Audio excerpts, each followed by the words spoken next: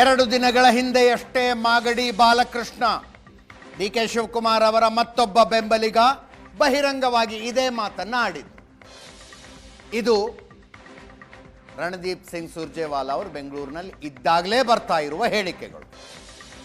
ಬರೋದು ಖಚಿತ ಅಂತ ಆದಾಗ ಸಿದ್ದರಾಮಯ್ಯನವರೇ 5 ವರ್ಷ ಮುಖ್ಯಮಂತ್ರಿ ಆಗಿರ್ತಾರೆ, ಮುಖ್ಯಮಂತ್ರಿ ಬದಲಾವಣೆಯ ಪ್ರಶ್ನೆನೇ ಇಲ್ಲ. ಶಾಸಕಾಂಗ ಪಕ್ಷ ನಾಯಕನನ್ನು ಆರಿಸಿದಾಗ 5 ವರ್ಷಗಳಿಗೆ ಆರಿಸುತ್ತೆ ಹೊರತು 2.5 ವರ್ಷಗಳಿಗೆ ಆರಿಸೋದಿಲ್ಲ. ನಾನು ಒಬ್ಬ ಮತದಾರ, ಶಾಸಕಾಂಗ ಪಕ್ಷದಲ್ಲಿ ನನ್ನದು ಓಟ್ ಹಾಕಿರೋದ್ರಿಂದ ಸಿದ್ದರಾಮಯ್ಯನವರು ಮುಖ್ಯಮಂತ್ರಿ ಆಗಿದ್ದಾರೆ, ನನ್ನ ಓಟು ಅವರಿಗೆ ಅನ್ನುವ ಹೇಳಿಕೆಗಳು ಸಿದ್ದರಾಮಯ್ಯನವ್ರ ಕಡೆಯಿಂದನೂ ಬಂದು. ಬಸವರಾಜ ರಾಯರೆಡ್ಡಿ ಅವರು ಮಾತಾಡಿದ್ರು. ಸಿದ್ದರಾಮಯ್ಯನವರ ಪುತ್ರ ಡಾಕ್ಟರ್ ಯತೀಂದ್ರ ಸ್ವತಃ ಈ ಮಾತನ್ನು ಹೇಳಿದ್ರು. ಕೇಳಿಸ್ಕೊಳ್ಳಿ. ನನ್ನ ಪ್ರಕಾರ ಯಾವುದೇ ಕಾಂಗ್ರೆಸ್ನಲ್ಲಿ ರೆವಲ್ಯೂಷನ್ ಆಗಲ್ಲ. I don't think any changes of chief minister. ಯಾರು ಚೀಫ್ ಮಿನಿಸ್ಟರ್ ಬದಲಿ ಮಾಡೋರು ಯಾರು? ನಾವೇ ತಾನೆ. I am one of the voter. ನನ್ನ ಪ್ರಕಾರ ಬಹುಮತ ಸನ್ಮಾನ್ಯ ಸಿದ್ದರಾಮಯ್ಯನವ್ರಿಗಿದೆ. Because is a mass leader. ಇವತ್ತು ಕರ್ನಾಟಕದಲ್ಲಿ ಯಾರಿಗಾದ್ರೂ ಜನ ಸೇರ್ತಾರಪ್ಪ ಅಂದ್ರೆ that is only for Siddaramaiah. ಅದಕ್ಕೆ 2 ವರ್ಷ 11 ತಿಂಗಳಿದೆ ಸಿಎಂ ಅವರೇ ಸ್ಟ್ರಾಂಗ್ ಆಗಿ ಒಳ್ಳೆ ಆಡಳಿತ ಕೊಡಿ. ನಾವು ಏನ್ ಕಡಿಮೆ ಇದೀವಿ, ಅವ್ರಿಗೆ ಅಡ್ವೈಸ್ ಮಾಡ್ತೇವೆ, ಸ್ಟ್ರಾಂಗ್ ಮಾಡ್ತೇವೆ, ಒಳ್ಳೆ ಆಡಳಿತ ಕೊಡಬೇಕನ್ನೋದು ನಮ್ಮ ಆಸೆ. 5 ವರ್ಷ ಸಿದ್ದರಾಮಯ್ಯ ಮುಂದುವರಿತಾರೆ. ಕಾಂಗ್ರೆಸ್ ಪಕ್ಷದಲ್ಲಿ ಬೇಕಾದಷ್ಟು ಜನ ದೊಡ್ಡ ದೊಡ್ಡ ಲೀಡರ್ಗಳಿದ್ದಾರೆ. ಜೊತೆಗೆ ಮುಖ್ಯಮಂತ್ರಿ ಹುದ್ದೆಗೆ ಅರ್ಹತೆ ಇರೋರಂತ ಕೂಡ ಇರ್ತಾರೆ. ಹೈಕಮಾಂಡ್ ಕೂಡ ಬದಲಾವಣೆ ಮಾಡ್ತೀವಿ ಅಂತ ಕೂಡ ಏನು ಹೇಳಿಲ್ಲ, ಅಂತ ಸೂಚನೆಗಳನ್ನು ಕೂಡ ಕೊಟ್ಟಿಲ್ಲ. ವಿರೋಧ ಪಕ್ಷಗಳ ಮಾತಿಗೆ ನೀವ್ ಯಾಕೆ ಬೆಲೆ ಕೊಡ? ನಾನು ಹೇಳಿದ್ನಲ್ಲ, ಸರ್ಕಾರ ಬಂದಾಗಿಂದನೂ ಹೇಳ್ತಾ ಇರ್ತಾರೆ ಏನು MP ಎಲೆಕ್ಷನ್ ಆದ್ಮೇಲೆ ಆಗ್ತಾರೆ ಅಂತ ಹೇಳ್ತಿದ್ರು. ಅದಾದ್ಮೇಲೆ ಮೂಡಾ ಕೇಸ್ ಬಂತು, ಹಾಗಾಗಿ ಅದಾದ್ಮೇಲೆ ಆಗ್ತಾರೆ ಅಂತ ಹೇಳ್ತಿದ್ರು. ಸೊ ಅವರು ರಿಪೀಟ್ ಆಗಿ ಹೇಳ್ಕೊಂಡೇ ಬರ್ತಿದ್ದಾರೆ. ಸೊ ಅವ್ರ ಮಾತಿಗೆ ಯಾಕೆ ನೀವು ಬೆಲೆ?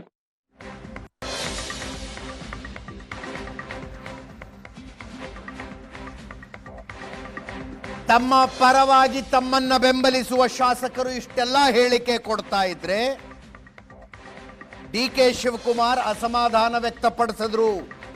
ನಾಯಕತ್ವ ಬದಲಾವಣೆ ಇಲ್ಲ ಅಂದ್ರು.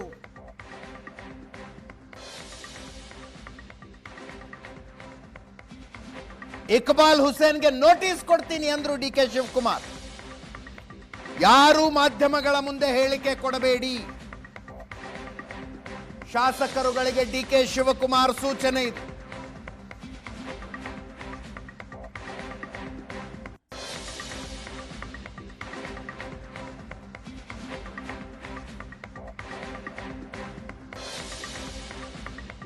ಡಿಕೆ ಶಿವಕುಮಾರ್ ಅವರು ಹೀಗೆ ಹೇಳಿದ ನಂತರವೂ ಇಕ್ಬಾಲ್ ಹುಸೇನ್ ಅವರು ಹೇಳಿದ್ರು, ನೋಟಿಸ್ ಕೊಟ್ಟರು, ನನ್ನ ಹೇಳಿಕೆಗೆ ನಾನು ಬದ್ಧ ಅಂತ. ಇವತ್ತು ಸಂಜೆ ಅಥವಾ ನಾಳೆ ಒಳಗೆ ನೋಟಿಸ್ ಕೊಡ್ತೇನೆ ಅಂತ ಡಿಕೆ ಶಿವಕುಮಾರ್ ಅವರು ಹೇಳ್ತಾ ಇದ್ದಾರೆ. ಜೊತೆಗೆ ನನ್ನ ಬಗ್ಗೆ ಪ್ರೀತಿ ಬೇಡ ಅಂತ ಮನವಿ.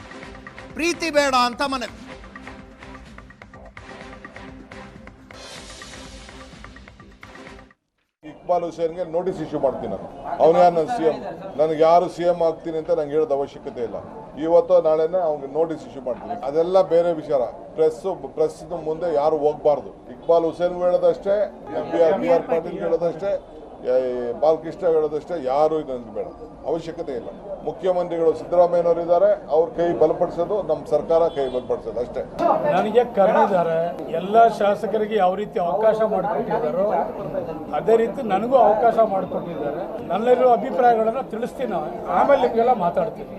ನಾಯಕತ್ವ ಬದಲಾವಣೆ ಬಗ್ಗೆ ಕೂಡ ಹೇಳ್ತೀರಾ ಸರ್? ಅದನ್ನು ಮಾತಾಡ್ತೀನಿ. ನಾನು ಏನು ಮಾತಾಡ್ತೀನಿ ಈಗಾಗಲೇ ಅದ್ರ ಪ್ರಕಾರ ಅಲ್ಲಿಗೂ ಮಾತಾಡ್ತೀನಿ ಮತ್ತು ನೀವು ಮಾತಾಡ್ತೀನಿ. ನನಗೆ ನೋಟಿಸ್ ಸರ ಕೊಡಲಿ, ನೋಟಿಸ್ ಕೊಡದೆ ಹೋಗಲಿ, ಬೇರೆ ಏನಾರ ಮಾಡಲಿ, ನಾನು ಹೇಳ್ದಂಥ ಮಾತಿಗೆ ಬದ್ಧನಾಗಿರ್ತೇನೆ. ಬದಲಾವಣೆ ಬೇಕು, ಬದಲಾವಣೆಗೆ ನಾನು ಬದ್ಧತೆಯಾಗಿ ಇರ್ತೀನಿ. ನಾವು ನೋಟಿಸ್ ಕೊಟ್ಟರು ಏನೇ ಮಾಡಿದ್ರು ಕೂಡ ನನ್ನ ಸ್ಟ್ಯಾಂಡ್ ಅದೇ. ನೋಟಿಸ್ ಕೊಡ್ತೀನಿ ಆಮೇಲೆ ಅಲ್ಲ, ಯಾಕಂದ್ರೆ ಬದಲಾವಣೆ ಆಗ್ಬೇಕು ಅನ್ನೋ ಮಾತು ಹೇಳ್ತಾರೆ. ನಿಮ್ ಬಗ್ಗೆ ಭಾರಿ ಪ್ರೀತಿ ತೋರಿಸ್ತಾ ಇದ್ದಾರೆ ಸರ್. ಮತ್ತೆ ಇಕ್ಬಾಲ್ ಹುಸೇನ್ ಅವರು ಮತ್ತೆ ಅದನ್ನು ಹೇಳ್ತಿದ್ದಾರೆ ಸರ್. ಎಚ್ಚರಿಕೆ ಕೊಟ್ಟ ನಂತರ ಸಾಯಂಕಾಲದ ಒಳಗೆ ನಾಳೆ ಒಳಗೆ ನೋಟಿಸ್ ಇಶ್ಯೂ ಮಾಡ್ತೀನಿ. ಸಾಯಂಕಾಲದ ಒಳಗೆ ನಾಳೆ ಒಳಗೆ ನೋಟಿಸ್ ಇಶ್ಯೂ ಮಾಡ್ತೀನಿ.